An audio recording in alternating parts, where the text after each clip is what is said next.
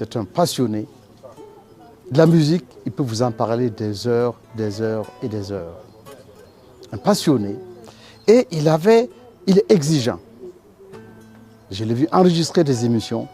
Je l'ai vu recommencer et recommencer jusqu'à ce que ça soit parfait. Sinon, il faut toujours recommencer avec Bonkana. Ne jamais se décourager. C'est un humaniste.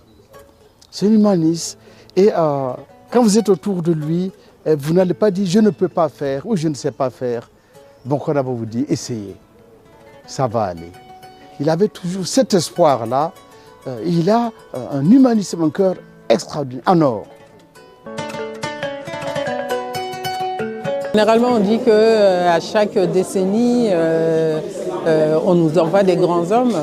Et Bonkana Maïga, quand on parle de la culture musicale et la culture africaine, on ne peut pas ne pas citer son nom.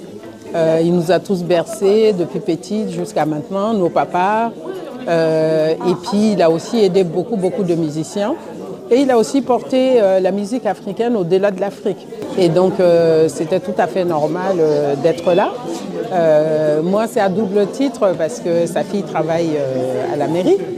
Et je lui disais, mais tu te rends pas compte qui est ton papa et tout. Elle disait, mais bon, c'est mon papa. Mais pour moi, c'était énorme parce que j'avais une partie de ce grand homme à côté de moi.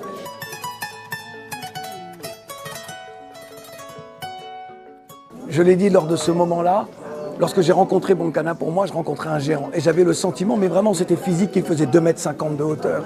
Et moi, face à lui, j'étais là en attente. Je voulais qu'il me transmette quelque chose, qu'il me dise des choses.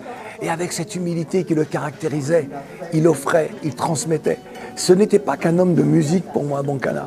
C'était véritablement un témoin de l'Afrique qui s'éveille, de l'Afrique qui, au sortir de la colonisation, eh bien, par la culture, par l'identité, apportait au monde le visage de cette jeunesse africaine. Et ça, ce sont les fondations sur lesquelles aujourd'hui nous existons, que l'on soit dans la musique ou personne de médias, que l'on soit dans l'enseignement ou que l'on soit dans un métier manuel. Si on a écouté Bonkana à travers ses musiques et les productions qu'il a offertes, mais surtout à travers ce qu'il a dit, raconté de lui-même et donc de nous, Bonkana est un homme qui sera vivant tant qu'il y aura des êtres humains. J'ai vu énormément de postes pour mon père. Et ce qui revient, c'est que c'était une personne respectable. En outre, son talent et tout ce qu'il a fait pour l'Afrique, je pense que papa a vraiment marqué par son humanité et sa simplicité. Et donc, je voudrais que ça perdure, en fait, que cela se perpétue et on va faire en sorte que cela continue.